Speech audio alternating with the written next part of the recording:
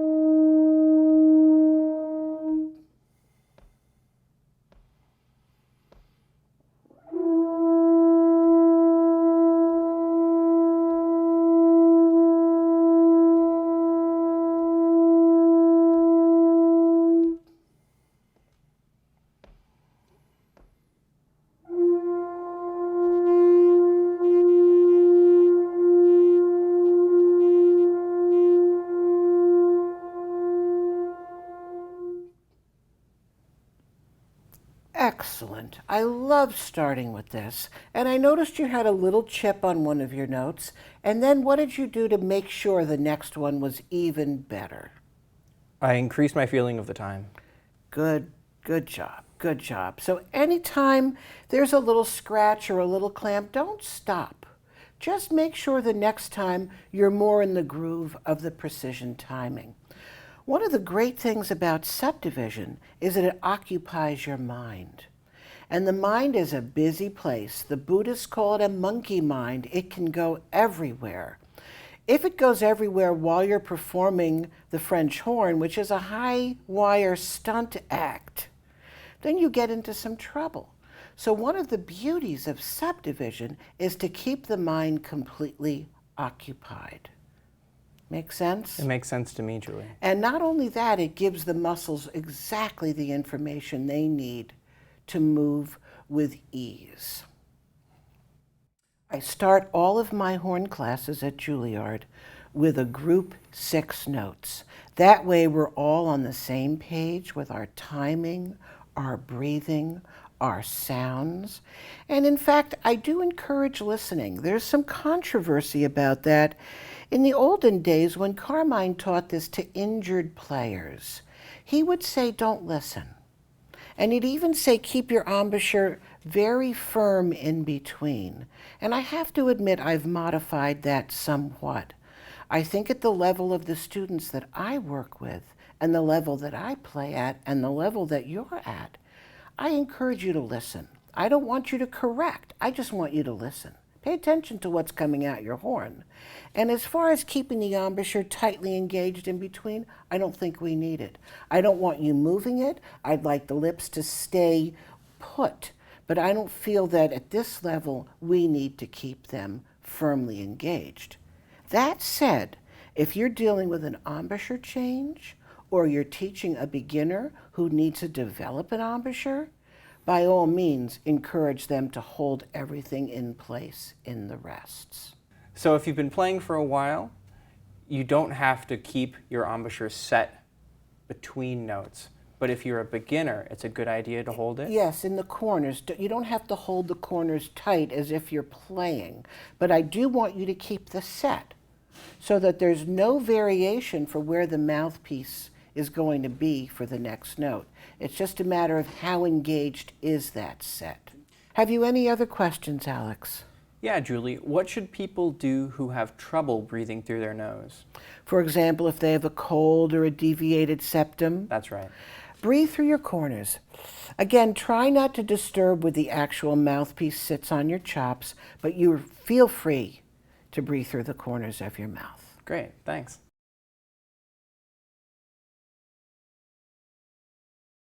So that was the first version of the 6 notes.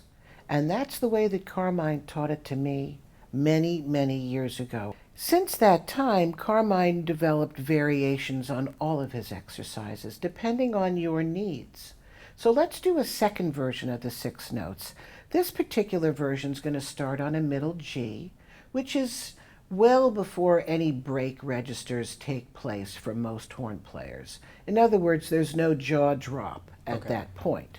So I'm going to have you start on the middle G, work your way chromatically to the third space C, and here's where the fun starts. From the third space C, I'm going to ask you to maintain the same mouthpiece contact and pressure, but drop down to the middle C as your next note. Now, yes, there's a jaw drop, and yes, inside your mouth there's going to be some changes, but I don't want this to be repositioned, and I'd like you to maintain even an equal pressure, particularly taking note of where those teeth are when you drop the jaw, so that they remain aligned and that there's still contact. Questions? Sounds good to me. Pick up your horn and play a middle G just to get the taste of it. Excellent. So 4 subdivided beats as always before you start. Breathing on 3/4 with very particular attention to the subdivision on the 4th beat so you're ready, set to play. Okay. Okay? 1 and 2 and 3 and 4 and a.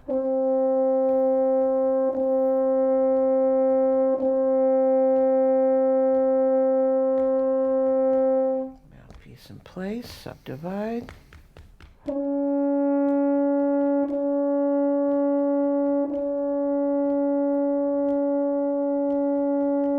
your best to keep the blow steady from beginning to end.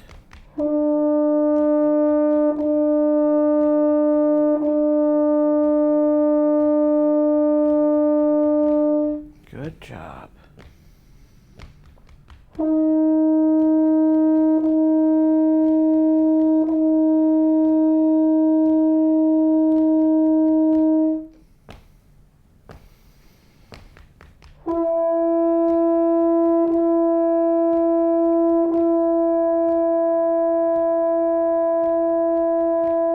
Mouthpiece in place, subdivide.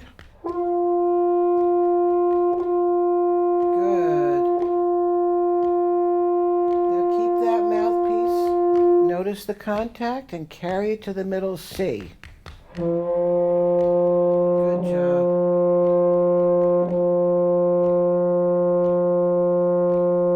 Doesn't always have to feel great, but it has to be done by the rules.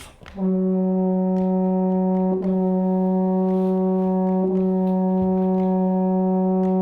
job. I know you're tempted to replace it and lick your lips, but don't. Good job.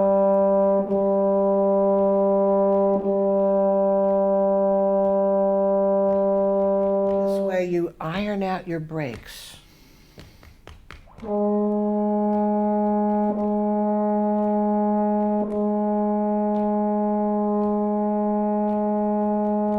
So the embouchure works more efficiently this way.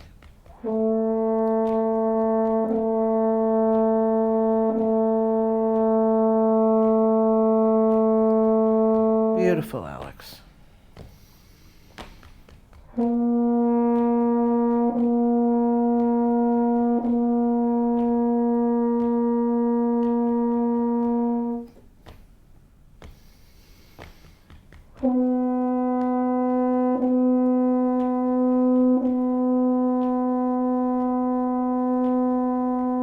One more.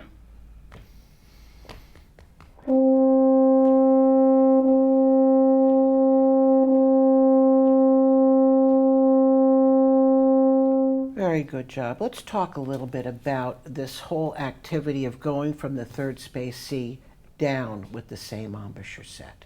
How was that for you? Not comfortable. What was your temptation? My temptation was to take the horn off my face, just as you said, lick my lips and start over again. Yeah. Bravo for not doing that. I know it's so tempting, but there's so much to be gained by maintaining the same set, the same contact.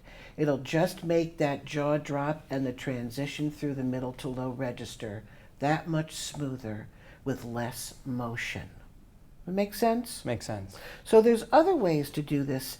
Once you get comfortable with going from the third space C to the middle C, you actually can extend it and go from the third space C to the low G and then back up through the break to the middle G. But I'd highly recommend that you don't take the mouthpiece off and lick your lips, as tempting as it is to do. So I applaud you for sticking to it. And I mentioned that it doesn't always sound great or feel great. Yeah. As long as you're not in pain, no harm will come to you. In fact, perhaps some very, very good things will come so that your embouchure works more effectively and more efficiently. That is a big piece of the Caruso method. The efficiency of the motion makes the music making so much easier.